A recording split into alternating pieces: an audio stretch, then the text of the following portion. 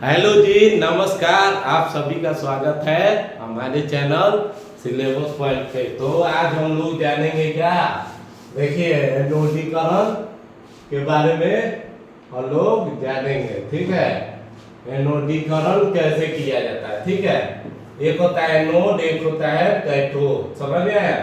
एक होता है एनोड और एक होता है कैथोड। हम लोग ने पढ़ा लिया था ये किससे क्या प्राप्त होता है, ये सब हम लोग पढ़ा दिए थे।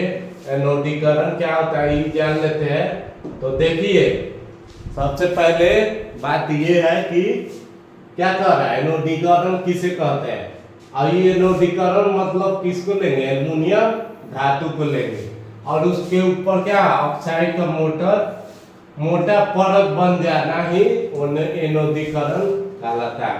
अब मान लीजिए एल्युमिनियम है, अब इसमें ऑक्सीजन चला गया और ऑक्सीजन का ऑक्साइड बना दिया, तो ये एनोडीकरण होगा। समझ में आया? ये एनोडीकरण होगा। और इसके बाद देखिए कह रहा है कि इसमें एल्युमिनियम धातु और मजबूत हो जाता है। इससे एल्युमिनियम धातु क्या हो जाता है, एकदम मजबूत हो जाता है। ठीक है, मजबूत कैसे होता है, जैसे मान लीजिए लेयर है और उसके ऊपर एक सुरक्षा वाला लेयर कवर हो गया। मान लीजिए हम ये बुलेट प्रूफ जैकेट पहन ले और उसके बाद ढाई ढाई गोली कोई चलाए, हमको कुछ होगा नहीं ना होगा। तो उसी तरह यहाँ देखिए, यहाँ क्या कर रहा है, ये ऑक्साइड का लेयर बन जा रहा है। किसका? ऑक्साइड का। और उसी के कारण क्या हो रहा है कि वो जल्दी खत्म नहीं हो रहा है। ठीक है, जैसे जंग लगना चाहे कुछ ऐसा, जैसे लोहा के केस में देखा जाता है, इसमें नहीं होता है। क्यों नहीं होता है? क्योंकि एनोडीकरण उस पर सबसे पहले हो जाता है। इसी के कारण वो हवा से रिएक्ट ज्यादा नहीं करता है और ऑक्सीजन इसके लेयर में छुपा रहता है। ठीक है, इसके लेयर में यहाँ ऊपर लेयर रहेगा, उसी पर होगा। समझ में आया? अब देखिए एल्युमिनियम धातु का एक एनोड लेकर सल्फ्यूरिक अम्ल से अभिक्रिया कराने पर एनोड पर ऑक्सीजन के कारण एल्युमिनियम का ऑक्साइड का मोटा परत बना लेता है। इस क्रिया को ही एनोडीकरण नाम दिया गया है। मान लीजिए कि क्या कर रहा है, एल्युमिनियम धातु का एनोड लेकर अब सल्फ्यूरिक अम्ल से हम लोग अभिक्रिया कराते हैं, तो एनोड पर ऑक्सीजन के कारण क्या होता है, एल्युमिनियम ऑक्साइड का मोटा परत बना लेता है। अब मोटा परत बनाने के कारण क्या होता है, इस क्रिया को हम लोग क्या बोलते हैं, एनोडीकरण नाम दिया गया। समझ में आया? ये बात है इसमें। ठीक है, अब हम चलते हैं और आगे क्या है, आगे क्या है देखिए, शुद्ध धातुओं की प्राप्त करने की विधि। शुद्ध धातु कैसे प्राप्त होता है, देखिए आप देखिए मैग्नीज धातु की प्राप्ति कैसे की जाती है। मैग्नीज में क्या होगा, मैग्नीज का ही होता है फॉर्मूला, याद रखिएगा ए में। और इसकी धातु की प्राप्ति कैसे की जाएगी हमको जानना है। धातु की प्राप्ति कैसे की जाती है ये जानना है। तो देखिए मैग्नीज जो धातु होता है उसकी प्राप्ति मैग्नीज ऑक्साइड से प्राप्त की जाती है। मैग्नीज ऑक्साइड ये होगा MnO। ठीक है, मैग्नीज ऑक्साइड। जब हम लोग मैग्नीज ऑक्साइड को एल्युमिनियम चूर्ण के साथ अभिक्रिया कराते हैं, मान लीजिए ये ऑक्साइड है, एल्युमिनियम का चूर्ण इसके साथ हम लोग अभिक्रिया कराएंगे तो मैग्नीज धातु गलित अवस्था में प्राप्त होता है। ये क्या हो जाएगा, मेल्ट हो जाएगा, मेल्ट अवस्था में प्राप्त होगा, मेल्ट स्टेट। ठीक है, याद रखिएगा। और इस अभिक्रिया में एल्युमिनियम अपचायक मतलब ऑक्सीकारक का काम कर रहा है। ऑक्सीकारक का काम मतलब देखिए मैग्नीज क्या कर रहा है, देखिए यहाँ ऑक्सीजन था तो एल्युमिनियम ये क्या कर रहा है, ऑक्सीजन के बाहर निकाल दे रहा है। तो अपचायक मतलब ऑक्सीजन का रिमूवल, और यहाँ क्या हो जा रहा है, ऑक्सीजन बाहर निकल जा रहा है, प्लस ऊष्मा बन जा रहा है और मैग्नीज हमारा प्राप्त हो जा रहा है। ठीक है, तो हम लोग कैसे प्राप्त किए, उसका ऑक्साइड से क्या किया, एल्युमिनियम को रिएक्शन कराया चूर्ण के साथ, तो क्या हुआ, एल्युमिनियम का ऑक्साइड बन गया और मैग्नीज हमको मेल्टिंग अवस्था में प्राप्त हो गया, मतलब गलित अवस्था में प्राप्त हो गया। समझ में आया? चलिए आप देखिए लोहा धातु की प्राप्ति कैसे की जाती है? लोहा धातु की प्राप्ति कैसे की जाती है ये बता रहे। देखिए लोहा लोहा धातु की प्राप्ति कैसे की जाती है, तो देखिए लोहा धातु की प्राप्ति हेमेटाइट, हेमेटाइट जो इसका अयस्क है उसका नाम है, ठीक है। तो उसी से हम लोग क्या करते हैं, प्राप्त करते हैं, किससे? हेमेटाइट, ठीक है। हेमेटाइट होता है, मैग्नेटाइट, सिडेराइट, बहुत सारा प्रकार होता है इसका, ठीक है। तो वो सब हम लोग जानेंगे अगला जो आपको आता है, जैसे हम लोग पढ़ेंगे वो बहुत आगे पढ़ना है, ठीक है। अभी ये पढ़ना है क्या कि इसमें बेसिक पढ़ना है कि मान लीजिए कोई एक अयस्क ले लिए आयरन का, उससे हम लोग ने क्या किया कि उससे धातु की प्राप्ति हमने कर लिया। अब देखिए अयस्क के साथ एल्युमिनियम का चूर्ण मिलाकर गर्म करने से लोहा धातु की प्राप्ति हो जाती है। सब में कौन काम आ रहा है? एल्युमिनियम काम आ रहा है। सब में कौन काम आ रहा है? एल्युमिनियम। देखिए एल्युमिनियम काम आ रहा है, एल्युमिनियम काम आ रहा है। तो देखिए मान लीजिए आयरन का ऑक्साइड है, मान लीजिए एल्युमिनियम का चूर्ण मिला दे, हाँ ये तरह निकाल देगा, कहेगा चलो हमारा सब पे चलो, और लोहा के छोड़ो, लोहा बाहर निकल जाएगा, एनर्जी बाहर आ जाएगा, ठीक है। तो ये होगा इसके साथ, समझ में आया। और इस अभिक्रिया में एल्युमिनियम का चूर्ण अपचायक, अपचायक में ऑक्सीकारक का कार्य करता है, ऑक्सीजन को बाहर निकालने का काम करता है, समझ में आया। अब देखिए अब हम लोग आगे बढ़ते हैं, आगे क्या है तो अब देखिए आगे आगे फिर कर दिया दिक्कत। दिक्कत क्या है? कोई दिक्कत नहीं है। इधर आइए, इधर आइए, आइए इधर और आइए, हाँ चलिए। अब देखिए Fe2O3 और Al के साथ क्या किया? रिएक्शन किया, तो Al2O3 बना दिया और प्लस उष्मा बाहर निकाल दिया, हमारा आयरन जब था वो हमारा मिल गया, समझ में आया।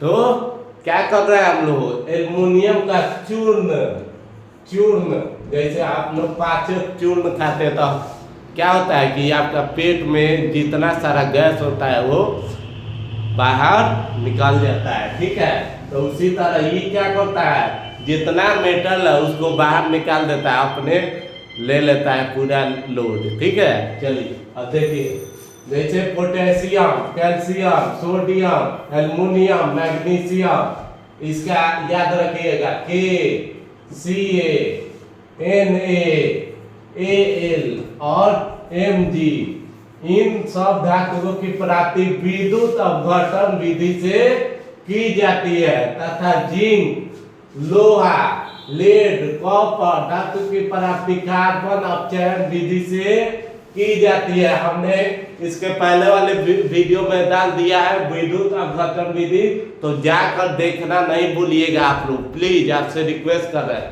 तभी ये समझ में आएगा। चलिए अब देखिए लोहा Fe, zinc Zn, copper Cu, lead Pb की धातु की प्राप्ति कार्बन अपचयन, मतलब कार्बन हम लोग लगाते हैं तो वो ऑक्साइड अयस्क को बाहर निकाल के और आपको क्या बना देता है। मान लीजिए कॉपर ऑक्साइड है और प्लस कार्बन, तो कार्बन बाहर निकाल देगा ऑक्सीजन को, हमारा कॉपर प्राप्त हो जाएगा, समझ में आया, हो जाएगा। चलिए अब आते हैं सोना और चांदी, ठीक है, सोना और चांदी। और सोना चांदी किस अवस्था में पाया जाता है भाई? स्वतंत्र अवस्था में पाया जाता है सोना और चांदी, समझ में आया। जो कान में पहनते हैं, नाक में पहनते हैं, गला में पहनते हैं, पायल पहनते हैं, ठीक है, हाथ में पहनते हैं, वो सब क्या होता है? फ्री अवस्था में पाया जाएगा। यही लोग महंग होता है, एक आजादी छोड़ दिया लोग, इसलिए महंग होता है, ठीक है। एक पर कानूनी कार्रवाई होना चाहिए। चलिए अब देखिए संचारण क्या है? संचारण, संचारण में होता है किसी चीज का ह्रास होना, मतलब उसमें कमी आ जाना, चाहे उसकी जो गुण है वो खत्म हो जाना, वही संचारण आपको कहलाता है, समझ में आया। अब संचारण क्या है संचारण होने का शर्त, संचारण से बचा के उपाय लिखे। ठीक है, तो ये आ जाएगा आपको 5 नंबर में, और 5 नंबर में VVI हो सकता है आपके लिए। समझ में आया? तो इसीलिए आप लोग इसको ध्यान रखिएगा। समझ में आया? अब देखिए, अब हम लोग बढ़ेंगे आगे। ठीक है, आगे क्या कर रहा है? तो आगे भाई ये कह रहा है कि यह एक ऐसी रासायनिक अभिक्रिया है जिसमें क्रियाशील धातु नमी युक्त वायु से अभिक्रिया कर अवांछनीय पदार्थों का निर्माण करते हैं। अब देखिए, ये रासायनिक प्रक्रिया में जिसमें कोई केमिकल भाग ले उसे रासायनिक अभिक्रिया कहते हैं। जिसमें कोई पदार्थ भाग ले, अणु भाग ले, चाहे परमाणु, जो कोई भाग ले, उसको रासायनिक अभिक्रिया हम लोग कहेंगे। ठीक है, भौतिक अभिक्रिया अलग होती है, जैसे पानी का गलना, भले बर्फ का गलना, बर्फ गलेगा तो पानी बनेगा, पानी से फिर क्या बनेगा? वेपर बनेगा, और वेपर बनने के बाद हम उसको जब ठंडा करेंगे तो वो क्या हो जाएगा? पानी हो जाएगा। फिर ठंडा करेंगे तो बर्फ बन जाएगा। तो वो क्या है? रिवर्स रिएक्शन है। मतलब रिवर्स, मतलब दोनों यहाँ से जा रहे यहाँ, फिर यहाँ से यहाँ आ जाएगा। सॉलिड से लिक्विड जा रहा है, लिक्विड से सॉलिड आ जा रहा है। तो ये रिवर्स रिएक्शन होता है, उत्क्रमणीय अभिक्रिया। वो कौन अभिक्रिया कहलाता है? भौतिक परिवर्तन इसको बोलते हैं, भौतिक परिवर्तन। समझ में आया? तो ये बात ध्यान रखिएगा आप लोग, ये बात ध्यान रखिएगा। अब देखिए, अब हम क्या बताएं कि रासायनिक अभिक्रिया जिसमें क्रियाशील धातु मतलब जो रिएक्टिव धातु है क्या करेंगे? नमी युक्त मतलब जिसमें पानी हो उसको नमी युक्त बोलते हैं। समझ में आया? जिसमें वाटर हो उसको नमी युक्त बोलते हैं। अब नमी युक्त वायु से क्या करता है? अभिक्रिया करके अवांछनीय पदार्थ, अवांछनीय मतलब जो उपयोगी नहीं है उस पदार्थ को निर्माण करता है। अब निर्माण करने के कारण क्या होता है कि उसका प्रॉपर्टी पूरा खराब हो जाता है और माटी में मिल जाता है। लोहा को देखे है ना, लोहा को किस तरह धीरे धीरे सब सड़ते गलते क्या होता है? उसका प्रॉपर्टी धीरे धीरे खत्म हो जाता है। इसीलिए इसके संक्षारण से बचाने के लिए हम लोग पेंट करते हैं, ग्रीस लगाते हैं, लेयर लगाते हैं, और उसके साथ स्टील जैसा बनाते हैं बर्तन कि उसमें जंग नहीं लगे, मिश्र धातु मिलाकर बनाते हैं। तो अब देखिए, संक्षारण से बचाने का उपाय क्या है? देखिए यहाँ दिया गया। ठीक है, सबसे पहला है वायु की उपस्थिति, मतलब संक्षारण होने का शर्त। सॉरी, हम पहले ये बता दिए क्या करें। संक्षारण होने का शर्त मतलब शर्त क्या है इसका? वायु की उपस्थिति। वायु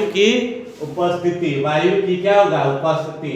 जल की उपस्थिति। ठीक है, अब वायु रहेगा, मान लीजिए ऑक्सीजन रहा तो ऑक्सीजन से रिएक्शन कर लिया, जल रहा H2O से रिएक्शन कर दिया। धातु की क्रियाशीलता होना मतलब ज्यादा क्रियाशील होगा तो जल्दी रिएक्शन करेगा। समझ में आया? जब ज्यादा उम्र हो जाता है, थोड़ा सा ऊपर बढ़ जाता है तो उसका ब्याह हो जाता है तो क्रियाशील पहले तो एक्टिव रहता है, लेकिन जब शादी होता है तो उसके बाद इनएक्टिव हो जाता है। समझ में आया? भले और एक्टिव हो जाता है, सॉरी, शादी के बाद और एक्टिव हो जाता है। ठीक है, पहले तो इनएक्टिव रहता है, खाएंगे पिएंगे मौज कर। जब होता है रिएक्शन उसके बाद उसका तो हालत खराब हो जाता है। ठीक है, अब संक्षारण से बचाव के उपाय लिखिए।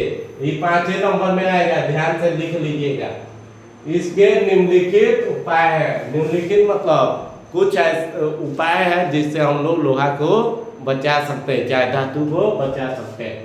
पेंट की सहायता से सबसे पहले पेंट करेंगे, पेंट।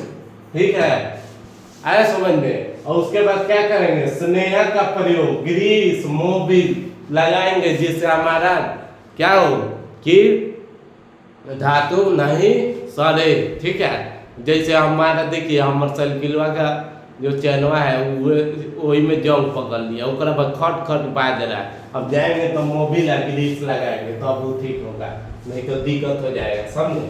जास्ता का परत चढ़ाते, जिंक का लेयर चढ़ा देंगे। जिंक का लेयर चढ़ाने के कारण क्या होगा कि अब आपको जो आयरन है, आयरन पर जिंक का लेयर आ जाएगा और जो रिएक्शन करेगा वो जिंक ना करेगा, ये तो बचल रहेगा। मान लीजिए हम है, हमारे सामने कोई मारने पीटने आगे आगे चंदन सर, तो चंदन सर से ना भिड़ेगा तब ना हमसे भिड़ेगा। ठीक है, तो ये बात समझिएगा। इलेक्ट्रॉन को बाहर करके, इलेक्ट्रॉन को कहाँ करके बाहर करके हम लोग क्या कर सकते हैं, धातु की बचाव कर सकते हैं। चलिए अब कह रहा है कि लोहे को जंग से बचाने के लिए दो तरीका बताइए। दो तरीका बताना है, दो तरीका। ठीक है, दो तरीका क्या होता है हम लोग जान लेंगे। ठीक है, दो तरीका। ठीक है, और उसके बाद रुकिए देखते हैं नीचे क्या, रुकिए। हाँ ये थोड़ा है, बड़ा है। ठीक है, तो इसको बाद में बताएंगे। सबसे पहले आइए अपने टॉपिक्स पर। ठीक है, लोहे को जंग से बचाने के लिए दो तरीका बताइए। दो तरीका बताना है। पहले लेयर चढ़ा दिए, दूसरा पेंट कर दिए, बात खत्म। लोहे के ऊपर जिंक का लेयर चढ़ा दिए और पेंट चढ़ा दिए, बस बात खत्म। यस द लेपर, ये क्रिया में क्या होता है, कम क्रियाशील वाला धातु पर ज्यादा क्रियाशील वाला धातु का परत चढ़ा दिए, बस क्या हुआ, ये हमारा जो लोहा था वो सुरक्षित हो गया, बात खत्म। अब देखिए, आइए 18 कैरेट शुद्ध सोने का अर्थ क्या है। 18 कैरेट शुद्ध, 18 थोड़े होता है, 24 कैरेट क्यों होता है। हाँ भाई, गलत लिख दिया है। हाँ चलिए, 18 कैरेट शुद्ध नहीं होता है। देखिए 18 कैरेट शुद्ध सोने का अर्थ होता है 24 ग्राम आभूषण में 18 ग्राम सोना और 6 ग्राम तांबा और चांदी मिला हुआ। तो कैसे हम इसको शुद्ध कर सकते हैं, शुद्ध कैसे कर सकते हैं। ठीक है, तो इसमें क्या होता है कि चांदी और तांबा मिला होता है, इसीलिए हार्ड होता है। देखिएगा इसका गहना होगा ना, हार्ड होगा। ठीक है, चलिए अब 22 कैरेट भी होता है, 20 कैरेट चाहे कुछ कैरेट होता है। हम उतना सोना चैन पहनते नहीं, हमको उतना मालूम नहीं, समझे। चलिए अब आगे देखते हैं, आगे देखते हैं कि 24 कैरेट सोने का अर्थ क्या है। 24 कैरेट मतलब